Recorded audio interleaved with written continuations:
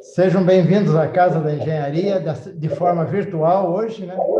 Nós estamos hoje com uma palestra internacional sobre o desenho das estruturas, seus princípios básicos, né, Rodrigo? E nós temos um palestrante aqui, o engenheiro civil Andrea Imbrenda. Então, agradecer a disponibilidade dele de fazer essa palestra para nós aqui no Instituto de Engenharia. E agora eu passo aqui para o nosso vice-presidente, o Rodrigo Pascoal, para conduzir aí a nossa live hoje com essa palestra. Rodrigo, é contigo. Obrigado, presidente José Carlos. Eu agradeço aqui inicialmente a presença dos nossos panelistas, além do presidente, nosso diretor técnico Borges do SEIS, está aqui presente, o nosso coordenador da Câmara Técnica de Construção Civil, o Euclésio Finati, né, um grande amigo também, presente, que ajudou na divulgação dessa live para nós hoje. Em especial, eu tenho que agradecer ao Alan Lugarini. O Alan fez uma contribuição para a nossa futura revista técnica do IEP, e, além disso, foi quem fez os contatos iniciais para poder trazer esse grande nome aí da engenharia estrutural mundial para o IEP hoje. Alan, muito obrigado pela tua presença. Né? Well, now in English, we go for our live structural design examples and basic principles. I would first like to say it's a great honor to have all of you here tonight with us watching live in YouTube or Zoom. You can ask anytime questions writing in the chat available on YouTube. Some questions will be selected after our guest speech. I would like just to say it's a pleasure to have such a renowned professional like you, Mr. Imbrenda, here with us today. Mr. Imbrenda is graduated in civil engineering in the domain of structures at the University of Rome, La Sapienza, and PhD in structural engineering. During his postgraduate studies, Mr. Imbrenda carried out experimental researches in the effects of wind in structures at an Italian inter-university research center. He's co-founder and technical director of PROGES Engineering. So, Mr. Imbrenda, thank you. Thank you very much for your presence. Now your speech. Thank you so much to everybody. Thank you to the president, and I'm very glad about this opportunity to show to our works and some of our important relevant intervention. So we start with a short summary.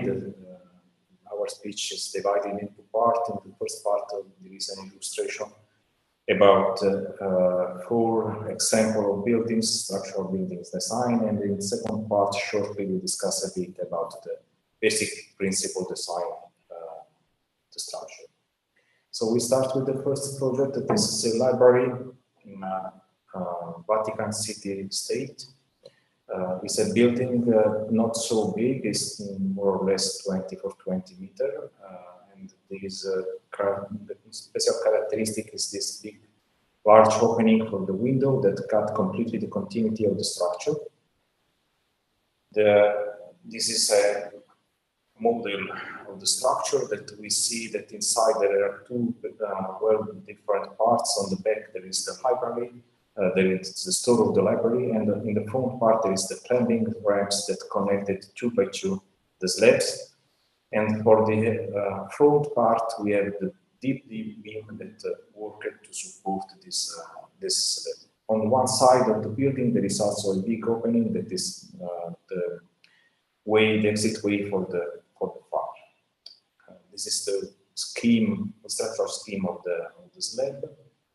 And here is most clear. There is the part on the back that is an ordinary structure with the slabs of 25 centimeters, and the front part that is a clamping slabs supported by 4 central columns, deep beam on the perimeter, and the slabs in concrete.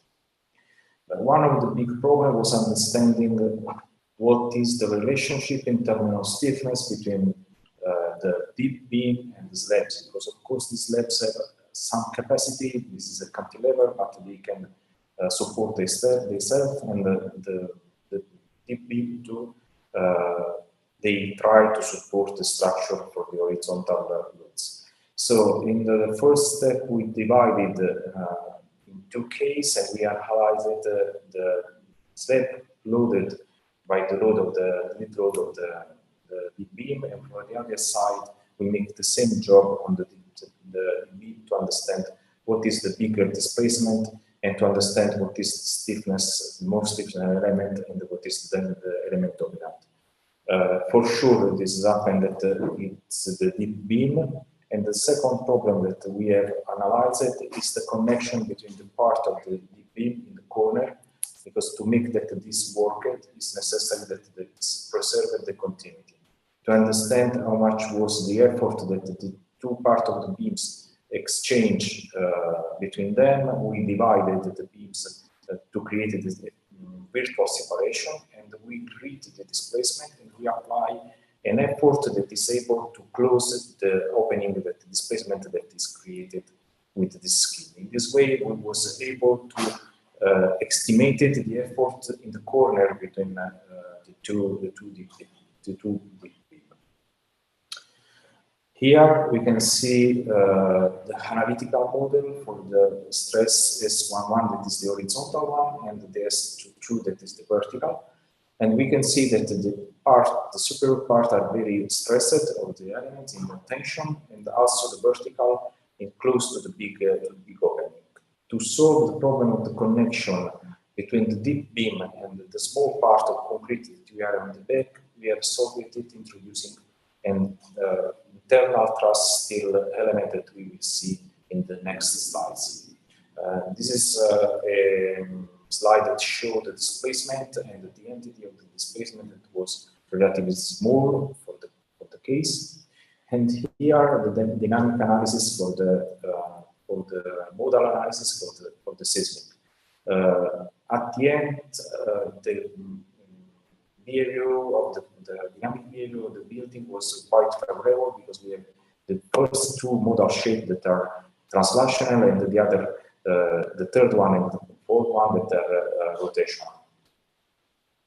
Also, we have applied a seismic time history that is taken from the seismic of the Centro in Mexico in the 14. And we have checked that the displacement on top of the barycentric on top of the level is less than 3 centimeters. And here there is an animation of the seismic analysis with the time history analysis. Like told before, to solve the problem with the connection of the deep beam with the concrete part, we have not so many spaces, so we decided to introducing a truss where the opening for the exit are exactly the space inside of the truss, and the free space inside of the truss. And this big truss was embedded in the concrete. The connection between this truss and the deep beam is created with this horizontal element that you saw on the left side. And this element was calculated to support the traction that the deep beam transferred to the truss. On the left side, you see the complexity of the geometry that is shown for the two sections that you can see on the left side of the image.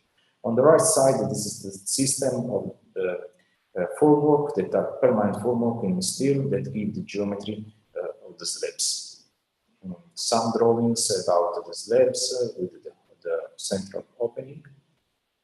Some drawings about the system of the foundation that was such a kind of open box, because on the top part was, in the bottom part was founded some archaeological repairs. This is some photo of the construction phase with the demolition of the existing building, the foundation, big foundation, the perimeter beams, and this is the slabs that with the formwork in steel that I told a few minutes ago, and created the clamping slabs. And here are some image of the final results. On the left side, you can see the steel formworks that are visible in the bottom part of the slabs. and in the right part, the connection between the clamping slabs and the slabs of the library.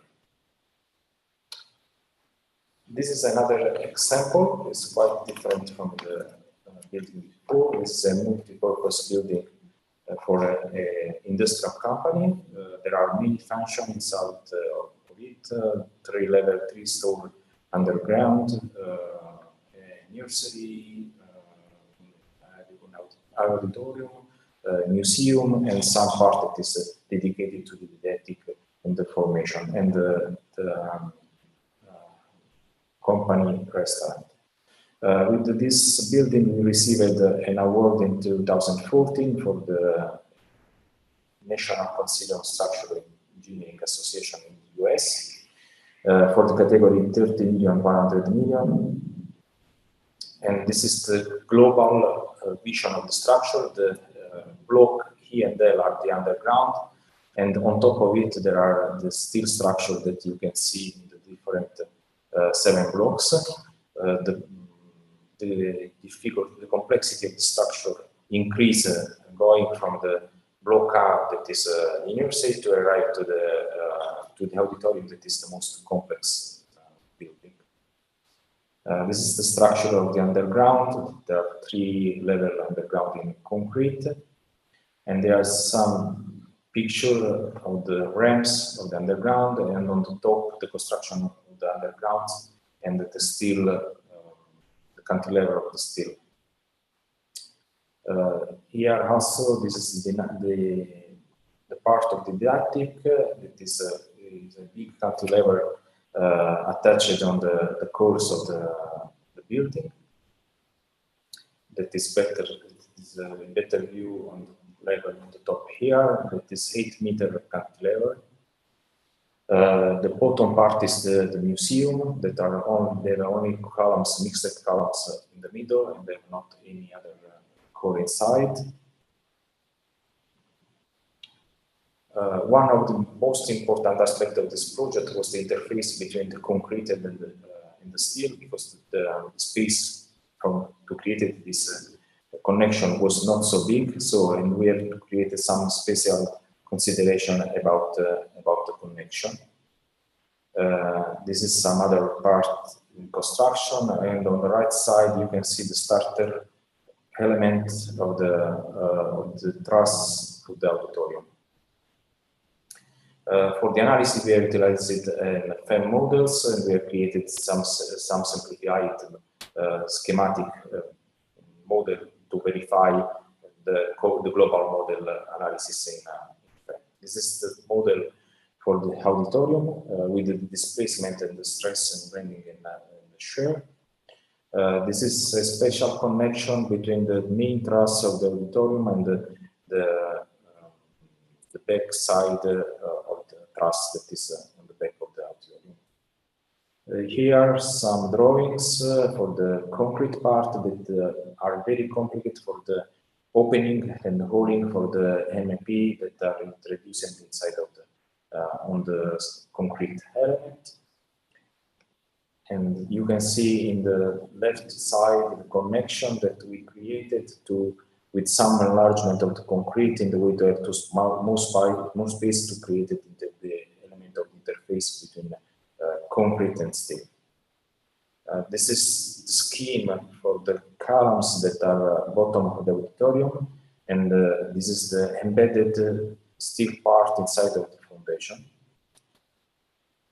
This is the beams that we see before. That is a back side of the auditorium that support a mezzanine in the middle, and this is the main beam of the auditorium that have a cantilever of 16 meters and a span. There are 2 of this truss, and there are a span of 19 meters.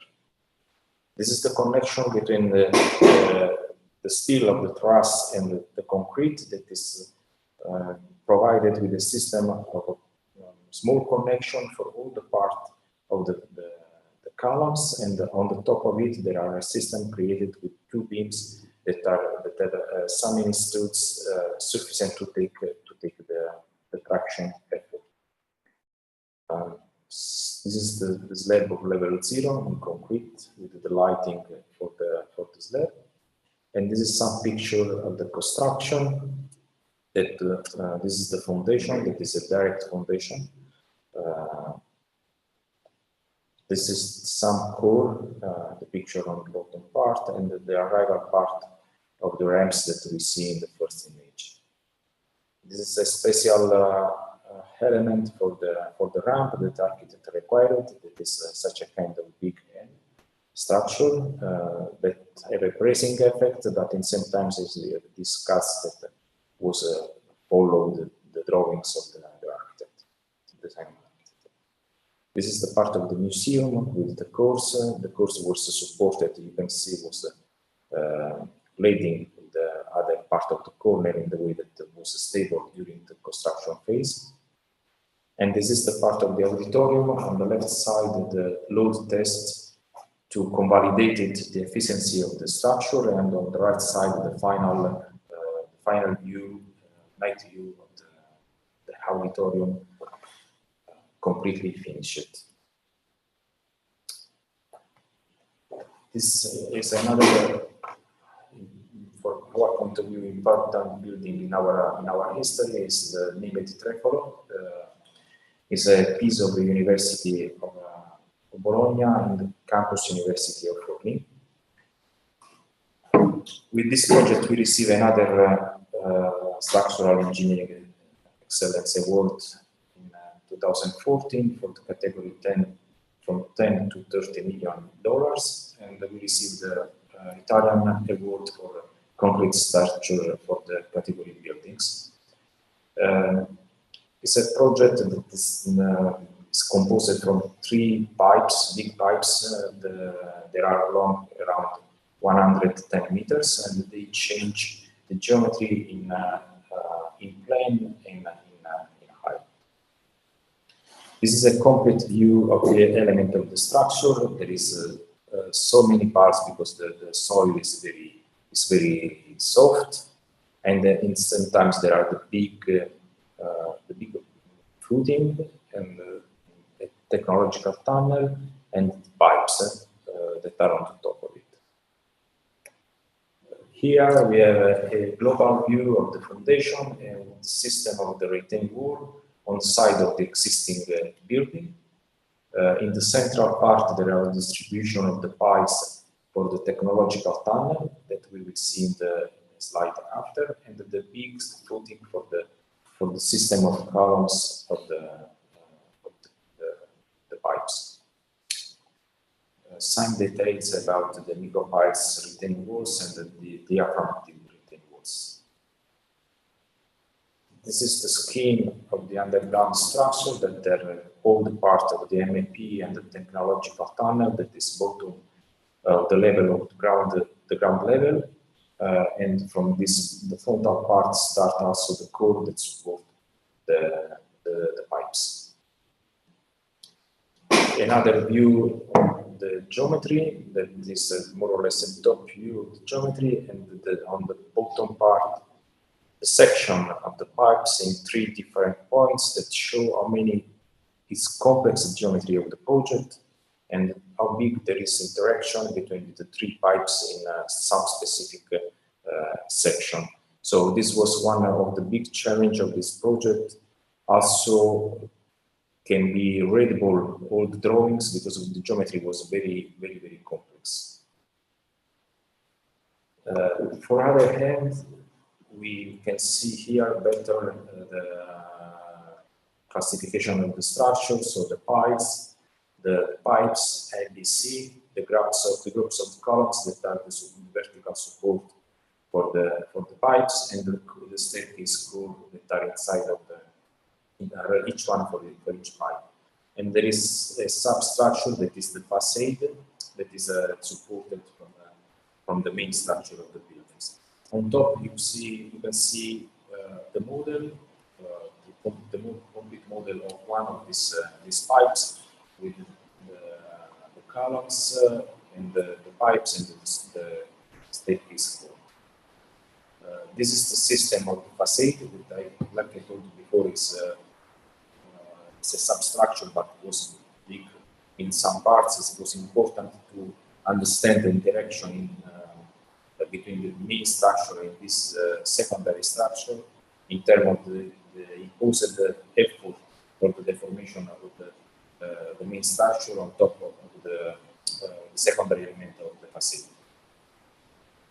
One of the first problems that we have approached with this project was the optimization of the position of the opening, because of course this pipe that was utilized for the rooms, for the classrooms and for the some small library and other space inside of the university need to have the opening. So one of the first things that we do was try to find the correct position for the opening. Then it was moved on to create a model without opening, and then try to understand where we created the less perturbancy in the inside of the stress pattern in the inside of the pipes. And then we propose the position of the opening to the architect, and we arrange with them the correct final position. Another big problem was about the orientation of the pipes, the columns, because this element, the project is in a seismic area, so we need a bracing to create the correct bracing to have a small displacement and no problem in the structure in seismic condition. To do that, we start with an iterative process, starting with the columns considered completely vertical, and then we arrange with the architect some area that you can see with this black bubble, where it was possible to move inside the pipe. And with the iterative process, we try to obtain the best arrangement for the directional columns to reducing the displacement on top of the pipes. So in this way, have a better control of the dynamics of the pipes in a seismic condition. The diagram that you can see on the bottom is the radial representation of the displacement, because we analyze it the seismic action for all the 316 degree, each 22.5 degree for each direction. So in this way, we created a polar diagram, and we show that we stay inside of the limit for all the direction of the seismic action. Another important aspect of this structure that was quite complicated from our point of view was created an internal supplementary system of resistance. So the reinforcement was created in two layers. One is a skin layer with ordinary mesh of reinforcement. Another one was an internal scheme of reinforcement that was created to have a supplementary and post-critical capacity of the structure.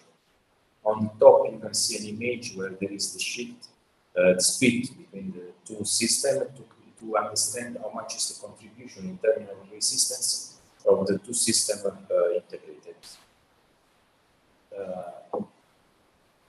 Another relevant problem of this project was the interaction and the transmission of the effort between the pipe on top and the system of the columns that are bottom.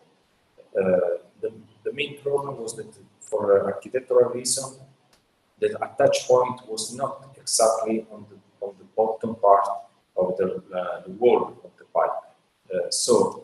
In this case, we have created an embedded structure inside of the concrete in the way that we can be able to transfer the effort from the columns to the wall of the pipes. This part generated, like you can see, whole region inside of the part that is around the support. The first part prevalent effort of compression. The second part is the transition part between this effort and the shear. The third part is more or less shear and punching, and the third part is flexional bending part. The evaluation that we make to understand what is the effort that each part exchanges change inside of the pipes was one of the big challenges of the project, and we mixed a lot of analysis to understand what is exactly the correct model to apply and to have the information, the effort inside of the structure. Another relevant problem was the analysis of the pipes. The image that you can see is the classical subdivision for the analysis of the pipes between the two resistance schemes that there are. One is fluxual and the other is torsional.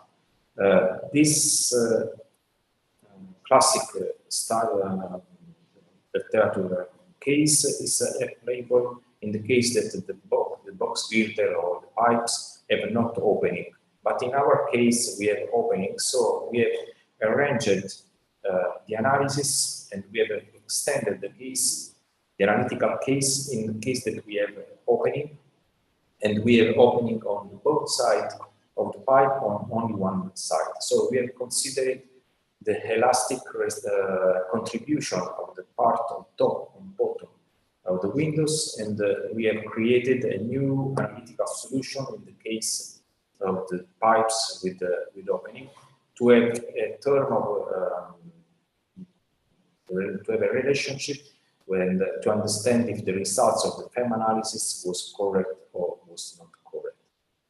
The concrete part was analyzed with the typical scheme that is a layer scheme that we considering that there are three different layers inside of the concrete, the two external scheme and the internal part that take the shear part. This was necessary because the tension changed often direction in this case, so we cannot analyze it only the section with the main characteristic of the effort, but we need to considering the changing of the direction of the deviatoric effort inside of the structure and the other characteristic of the effort inside of the structure. Here there is the consideration that we have done for the supports, and we have made 5 levels of analysis. The first one considering that the columns insisting in the one point, of course, is an extreme of the slat, and we have to understand what is the part that is involved. This was useful to understand in how big will be need the plate that make the first interface between the pipes and the concrete. The other one considering the presence of this plate, and you can see that there is an opening. And in this case, we put some links to transfer from the barycenter of the pipes to the edge of the concrete this effort. We are considering a model where we take in account the embedded element like beams, and we created a small opening in the concrete to understand the effort that they exchange. And in this way, we was able to considering the effort inside of each beams, and from that to understand what is the correct section to apply. And the last one is a complex model that considering the model, there is a modelization of the concrete with the bricks elements, and inside there is the steel part that is embedded inside of it. This is some confrontation between the beam analysis with the FEM analysis with beam element and with the shape element to to make a control of the global model with the shell element. This is some phase of the construction. This is the columns, the casting of the concrete, and at the end the final result of the project. Last of the project that I want to present to you is new terminal of the airport of Rabat. It's a large structure that has a big roof with the two-dimensional surface that double curvature surface. This is some image of the project. This is the arch of the entry. This is the level 8.5 side of the structure. This is the view, internal view that is possible to see the columns that are 3 element format. And this is the Tekla model of the whole structure with the basement, the columns, the level intermediate level 8.5 and 4, and the roof that is a 3D structure. The roof is around 50,000 square meter. It's very large with cantilever on the edge around 25 square meter of span. The first approach was to subdivide the structure for function and understand what was the best way to approach this problem. And we arrived to subdivide the structure in the basement, that is the red part, that is in concrete, with 2 intermediate level that is structured in steel structural deck. The columns, these are the blue one, and the roof on the top that was made with the 3D structure that is a very light structure. This is some picture of the drawings. This is the foundation. That is a direct foundation because the quality of the soil was very good. The level 0, there is the biggest slab on the top of everything, and in the central part there is the big channel for the MFP. This is some slab inside of the expansion joint. This is the system of the columns bottom of the level 0 that they are in concrete, and there is the exit for the rainwater that arrive from the roof, and there is the connection system with the steel columns that they are on the top. This is some specific design around the connection between the columns and the slabs and the concrete. Some design of the wall, the level 8.5 and the level 4 that, like I told, is completely in steel. The main beams that arrive generally a span of 24 meter, and someone is 30 meter to hollow the presence of the opening, the circular opening.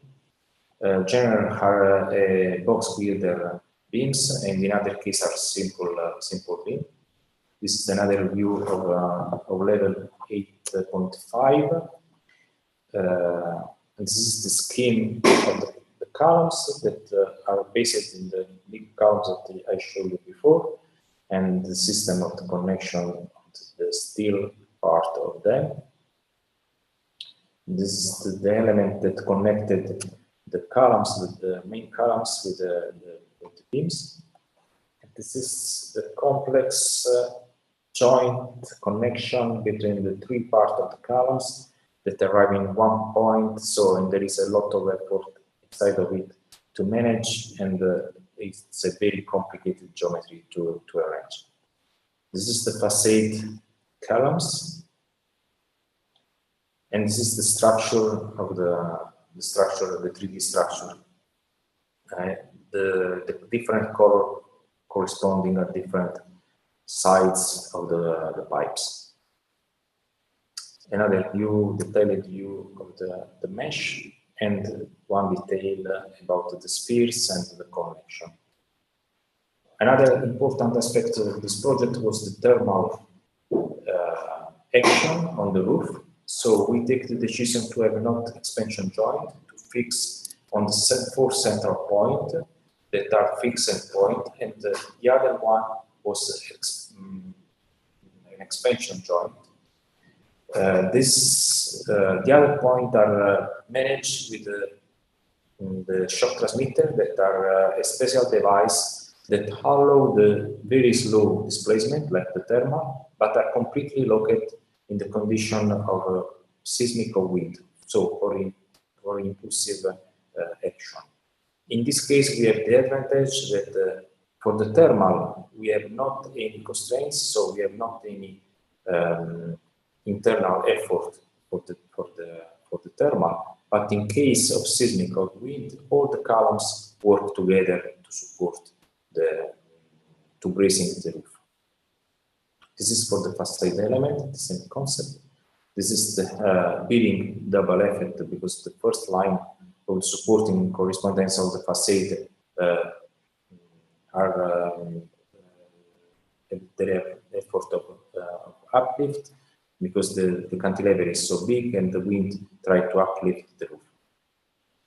For this roof, we have also provided a test in the wind tunnel. In the left side, there is the global model, and on the right side, there is the bottom part of the roof that show only instrumentation that are inside, the probes and the piezoelectric transductor. This is the model inside of the wind tunnel. Here on the left side, there is the map of the probes, and on the right side, all the direction that I was considering in the wind tunnel, that was each 22.5 degrees. Some example of the maps of the CP, of the coefficient of pressure, for the bottom part and for the bottom top part and bottom part of the roof. And on this with this data, we have made an extreme analysis, and we have applied a study of Professor Vincent de Pascal of the University of Liège that considering that it's possible to divide the wind in a background and the resonant part, and we have utilized this approach, and we have applied and specified for our case. So we are considering the modal form and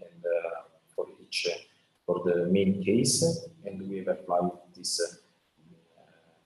methodology to obtain the effort for the dynamics section.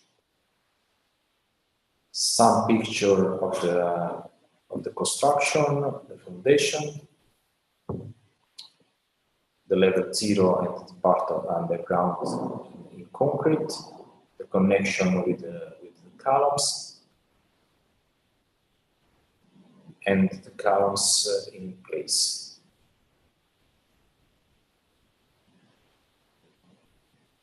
Okay.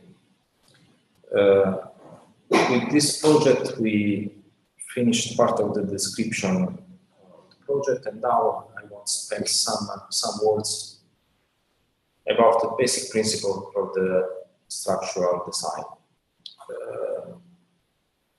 So the first things that I wanted to put, each one of you put the attention, is what is exactly the design. The design is intangible activity that bring one idea to one object, and this is very important to understand. And this is divided in three principal steps: the idea, the design, and the project. The design is an intangible activity that codify the idea in the way that the other one can understand what is your idea to create the project. And the project, that is such a kind of encoded information to transfer language that permits to the people that have to work on your project to understand what is exactly necessary to do to obtain the object that is the scope of work. This is very important to understand, because often the people don't focalize exactly what they are doing, and they don't focalize that the drawings, in the case of the project, are not something, it's not an image, it's a language that is useful to transfer the correct information and technical information to the site to build in the correct way. So it's not important how much adherent to the reality is the drawing in sense of the image, but it's important how much correct is the information and the language that is inside of it. Why the project are so hard to carry out? Because in reality, the process that we utilize it to carry out the project is exactly opposite at the way that we learn. Because our processing of learning starts from the empirical experience and from that extract an abstract idea of one object. So this is more or less what Aristotle understand more than 2,000 years and a half ago. That we see a tree and we created in our mind an abstract idea of the tree, and we recognize it not a specific tree, but a generic tree for each tree that we found around us. In the case of the process of the conception, in general way, and for the design too, is exactly the opposite process. So we start from an idea that is quite abstract, and we have to bring this idea to become an object, a real object. And of course, we cannot contain in our mind all the complexity that is necessary to maintain at the end to have the correct finalization of the object and the correct object. This is the reason because it's very important to have a correct idea at the start, but also to maintain the correct path to arrive at the end. Another important things to have in mind that in general way, we don't consider that the structure as such a kind of organism. So it's a complex aggregation of elements, and this is an internal hierarchy of the element that is necessary, that need to be understood and read in the correct way to approach correctly the hierarchy of analysis of the problems. So, like told, the design is a speculative activity that requires a predictive capacity. We have to be able to predict what will happen, to understand which kind of problem we need to approach and to solve.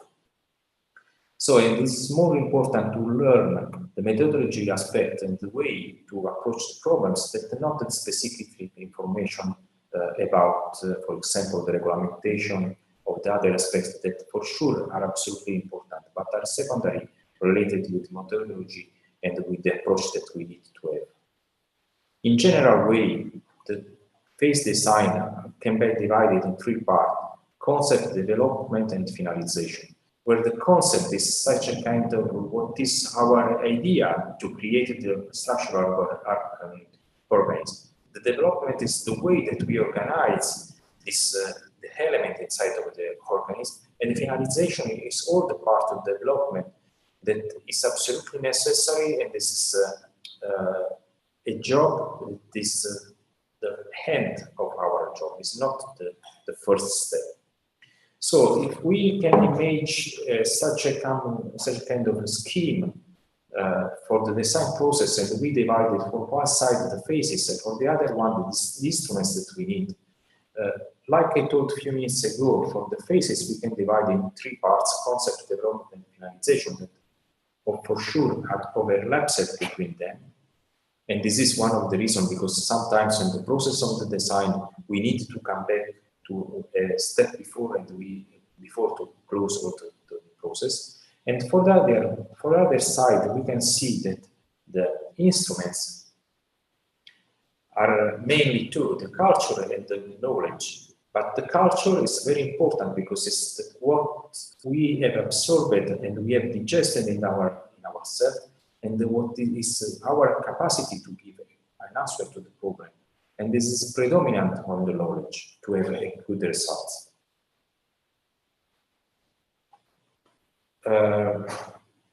If we look the problem of the design like a mathematical function, it's like if we found the minimum inside of a multi-dimensional problem.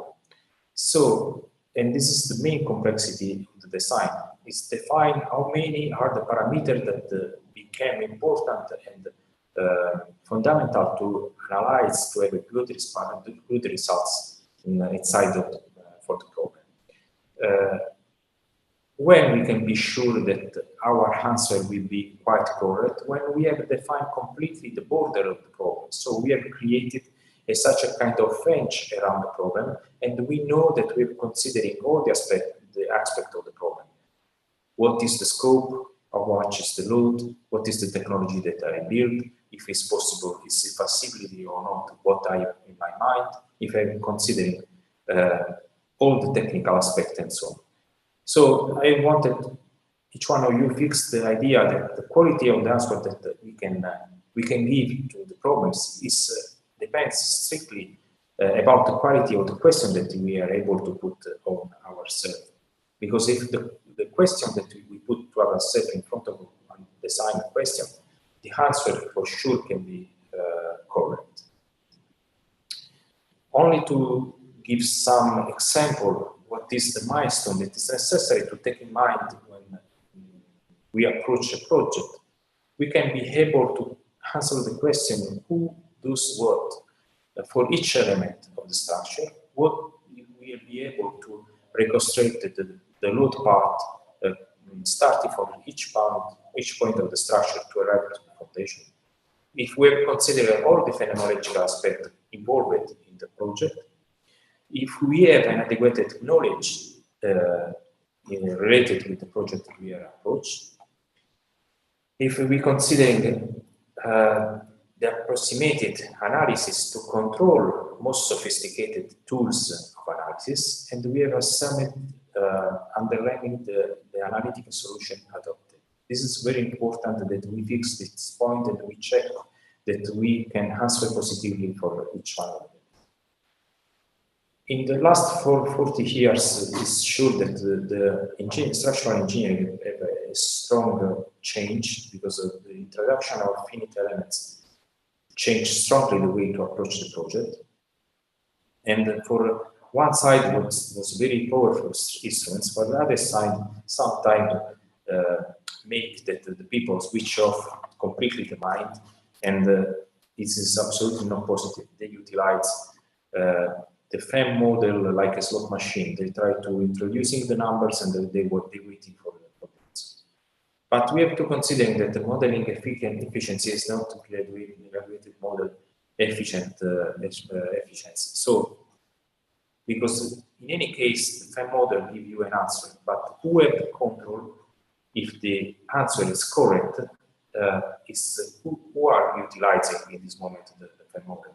For this reason, I put this image of the golf, because it's understand that you give the direction for the FEM model to arrive and to reach the target that is necessary. Here there is some feedback check that is possible or useful to do, and this, for example, understand what happened only with the gravitational loads, understand if there is some distribution of regularity stiffness is useful to utilize the modal fault that can give you some good information. Some structural reliability verification with perturbative methodology if it's necessary. For example, if we have soft soil, introducing some displacement to understand if in any case the structure is stable or not. Eccentricity reducing when it's possible, and this is important to do. And management of external data variability for geotechnical data, for example, or for the loads too. One of the last considerations that I want to put on your attention is that the results that you obtain is needed is in any case verifiability, that we need that is clarity, and that is completely. And also it's necessary to remember that the technical solution have limits, and we need to remember each time what is the limit of each technical solution that we adopt in the engineering case. So this is my last consideration, and I hope that can be useful for us. And the FEM model, like I told you, is very powerful, but sometimes try to switch off our mind and make that someone make confusion between the instruments that the FEM model is with the analysis that is necessary to do. So it's like in the case of the medicine of the doctor, make a confusion between the diagnosis and the scan or the resonance or whatever in the instruments that we can utilize. It's very important maintain in any case the control of the results, have a clear idea what we have to check, and this is the correct way to arrive at the best solution of the aerodynamics. Thank you so much for your attention, and thank you again to have this opportunity to have this seminar, and I'm very glad to have shared with you my experience. Thank you so much. Thank you very much, Mr. Imbrenda.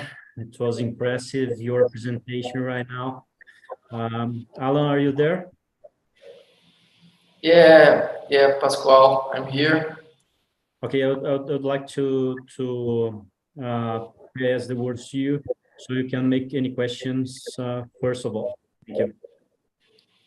Okay, thank you, Pascoal, and thank you, Andrea, very much for your presentation. You showed some very impressive structural designs and processes for decision making. So since I work with wind engineering, I'm particularly interested in the wind effects on the Rabat Saleh terminal roofing. I would like to ask you, what kind of wind effects did you notice in the cantilever, the border of the roofing, and the middle of the roofing? And also, could you get any reasonable solution for wind codes or wind handbooks? Okay, this was a very special case because it's a true double covered surface, and they have a large cantilever. So there is a very complex distribution of the coefficient of pressure on top of the roof, and there is a strong difference between the edge and the part of the cantilever that are where the resonant part, so the dynamic part, is prevalent in related with the static part, background part, and the central part that also, if there is a big surface and there are slopes, and so the dynamics part is not so important like this, the static part.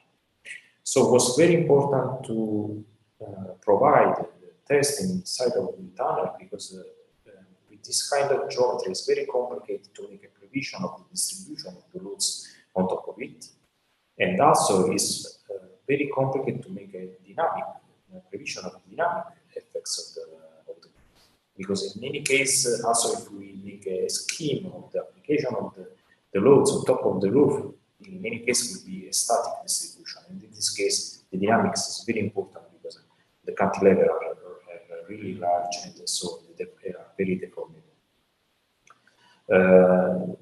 For other aspects, also the opportunity to consider in wind tunnel so many directions, more or less the same cost of few directions, was another aspect, very important aspect, because we have 360 degree evaluated inside of the wind tunnel. So it was very important for us in this data, and can elaborate this data, processing this data. Okay. Thank you. Mr. Imbrenda, would you mind to go back a little bit in your presentation, please, in the part where you show the supports of this roof in Rabat Airport?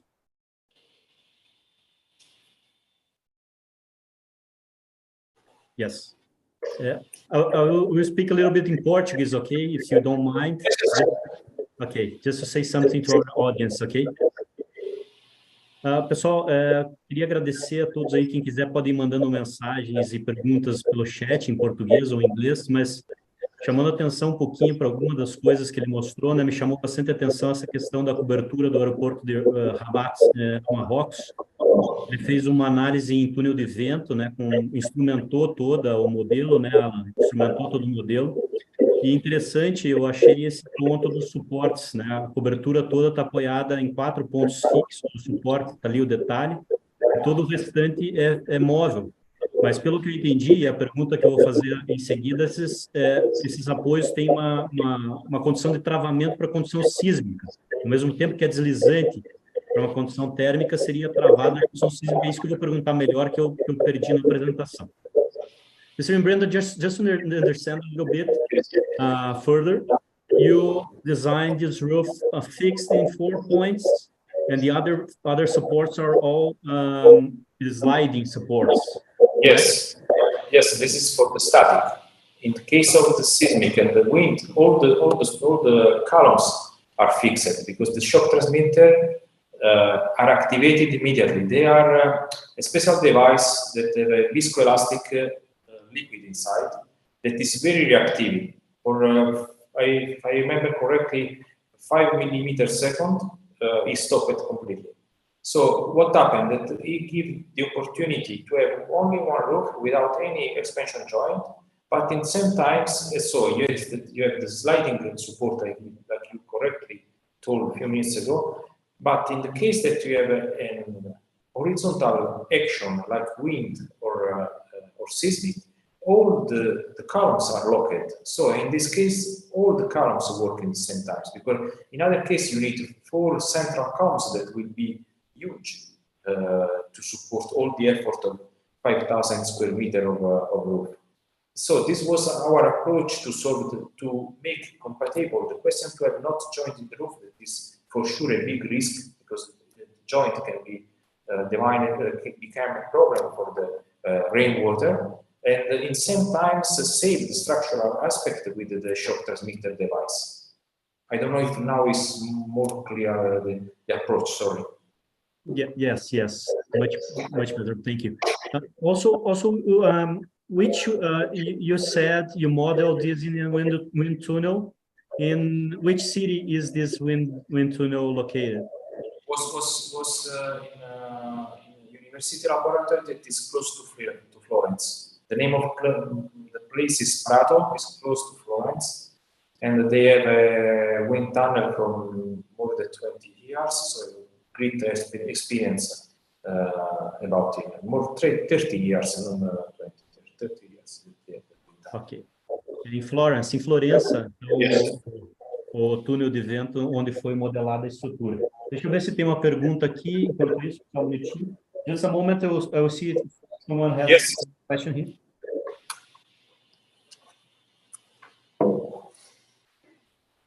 Panelistas, alguma pergunta adicional? Presidente, Euclésio. Eu vou fazer uma pergunta inspirada no Euclésio, então. Bom, vai lá. Eu ia fazer uma pergunta sobre o wood frame lá na Itália, mas você... Não, isso não, acho que não adianta. Uma coisa que eu gostaria de entender um pouquinho melhor, pastor, as estruturas que ele trabalha, todas elas, ele faz uma pré-análise antes, laboratorial, como ele fez essa no túnel do vento. Como é que funciona essa metodologia dele de uma forma um pouco mais detalhada, né? Lógico que ele mostrou isso com alguns bons exemplos, mas de que maneira que isso funciona no dia a dia? Isso é só para grandes empreendimentos ou para empreendimentos menores também funcionaria? Ok. Mr. Imbrenda, Euclésio is asking you, how is the methodology of your work in big design, big projects? You use these modeling tools, or in every single design you use these modeling tools? How does it work in your office, please? When you talk about modeling tools, you're talking about finite element model, or? No, I think he's asking about the modeling itself, the physical modeling. No, the physical model for the wind tunnel are usually utilized only in the case of special case like this one. So for the ordinary structure, in general way, it's not necessary to make the wind tunnel test. The wind tunnel tests are very useful in the case that you have a very complex geometry, or in the case that you have a big or high building, or very sensitive structure, like for example, bridge or something like this. But if we're talking about the buildings, the large roofs and the high-rise buildings are the most important candidate to have a test inside of the wind tunnel, for sure. And what softwares do you use normally? The analysis to elaborate it, to processing the data of wind tunnel, we created a code in MATLAB. There is not a software about it. So we take the data from the wind tunnel and we created a specific code in MATLAB that utilizing the research of the professor Vincent Denoyer, that is the professor in Liège University in Belgium. that was a very interesting approach. What we have done for this project is very interesting approach that utilized it in the model space to reducing the number of the analysis necessary to do, because if you make it in the time space is very large in the case of wind, so you need a lot of time to make the analysis. In this way, it's possible to process easily a lot of information. It was very useful approach. To create the code, we spent more or less 4 months to prepare the code to work for the wind tunnel data, to have an idea how much work is on the back of it. Ok. O Clésio, realmente as modelagens físicas são só para as estruturas especiais, ele comentou os edifícios altos, né, e tal, e essas estruturas totalmente atípicas, aí, como essa cobertura no aeroporto de Marrocos. Aí. Sim. Okay, so Mr. Imbrenda, I would like to thank you very much for your presence here. It's a pleasure for us. I would like just to say that you can say some last words, and afterwards, if some question comes to us, I will send to you. Okay, no problem. Yes. Okay. Okay. So, presidente, gostaria de fazer um encerramento, por gentileza. The president will make the finishing here of our live. Okay, thank you. Thank you. Ok, sim, Rodrigo. Só agradecer ao Mr. Andrea Imbrenda, né, o conhecimento passado para a gente agora na palestra dele, e agradecer também ao Alan aí, que ajudou o Lugarinho, e agradecer a você aí por fazer a mediação toda aí da nossa palestra. Estou aqui com o Clésio também. Deixar uma boa noite. Muito obrigado. Thank you for you, Mr. Andrea. Thank you so much to you for the invitation. It was really a pleasure to share with all of you this seminar. Contigo, Rodrigo. Yeah. Okay, thank you very much. Thank you. Bye-bye. Thank you. Thank you, Mr. Imbrenda. Thank you. Bye-bye, bye-bye. Ciao. Bye-bye.